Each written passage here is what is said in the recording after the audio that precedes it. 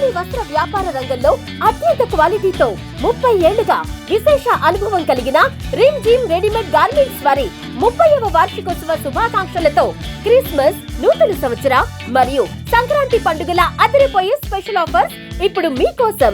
2 కొంటే 1 ఉచితం. Boys, gents మరియు లేడీస్ సెలక్షన్స్ లో కళ్ళు చెదిరే కలెక్షన్స్ మరియు ఆఫర్స్. త్వరపడండి, ఆఫర్ స్టాక్ ఉన్నంత వరకు మాత్రమే. Rimjhim readymade garments, main road, Tenali. Cell number 9704260669.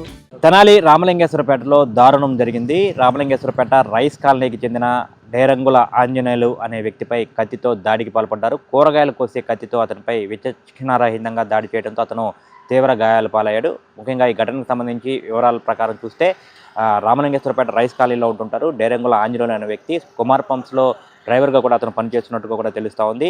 అయితే శుక్రవారం రాత్రి 8:30-9 గంటల సమయంలో రామలింగేశ్వరపేటలో రైస్ కాలనీలో ఆయన ఇంట్లో ఉన్న సమయంలో ఓ వ్యక్తి వచ్చి కూరగాయలు కోసే కత్తితో అతన్ని పొడిచినట్టుగా కూడా చెప్తా ఉన్నారు. అతని పరిస్థితి తీవ్ర గాయాలు అవడంతో అతనికి పరిస్థితి ఇబ్బందికరంగా ఉండడంతో వెంటనే తెనాలి జీజీహెచ్కి తరలించారు. అక్కడ ప్రాథమిక చికిత్స చేసి అక్కడి నుంచి కూడా మెరుగైన చికిత్స కోసం గుంటూరు జీజీహెచ్కి అయితే ఇక్కడ వైద్యులు అయితే తరలించిన పరిస్థితి ఉంది. ముఖ్యంగా వివాహేతర సంబంధం నేపథ్యంలోనే కూడా ఈ హత్యాయత్నం జరిగినట్టుగా కూడా భావిస్తూ ఉన్నారు.